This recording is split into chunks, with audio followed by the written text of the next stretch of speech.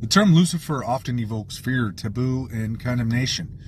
Engraved into the collective psyche is the ultimate symbol of rebellion, pride, and darkness. But peel back the dogma and a different story emerges, one hidden in etymology, buried in myth, and obscured by centuries of theological power plays.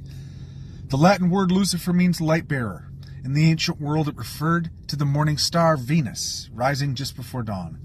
In the book of Isaiah, the word was used metaphorically to describe the fall of a Babylonian king, not originally Satan. Only later did Christian interpretation associate Lucifer with the devil. This association created a moral inversion. Light was made to seem dark, and those who sought knowledge, questioned authority, or awakened personal power were painted as dangerous. But in many esoteric traditions, Lucifer doesn't represent evil. He represents illumination, the risk and reward of stepping beyond imposed belief into direct experience. He is Prometheus stealing fire from the gods, the serpent in Eden offering the fruit of knowledge, the rebel angel saying, "I will not serve, not to destroy, but to liberate." In the Gnostic teachings, the demiurge, the god of the material world, is seen not as the true source of light, but as a deceiver who traps souls in ignorance. Salvation doesn't come from obedience to external laws, but through gnosis, or inner knowing. In this view, Lucifer becomes a symbol of the awakened soul, who defies illusion, who questions, who sees.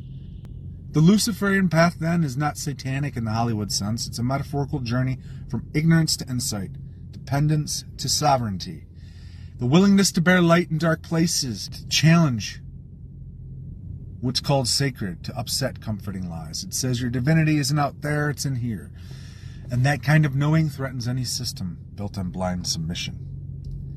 Mainstream religion in many forms has operated on control, behavioral, moral, and narrative. It tells you what is good, what is bad, who you are, and what you must never become.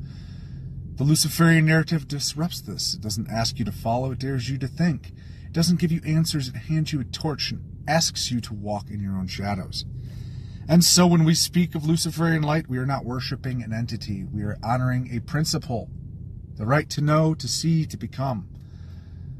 This light is not the sun that shines for all. It is the spark that burns within, hard-won, often feared but never false.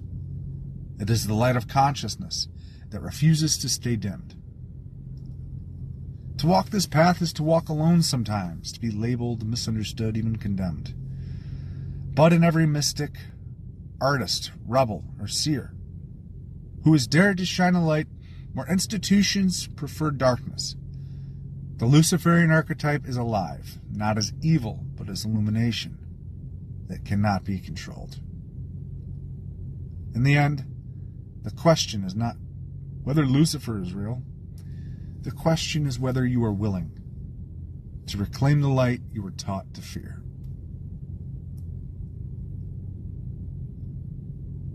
Humanfluence out.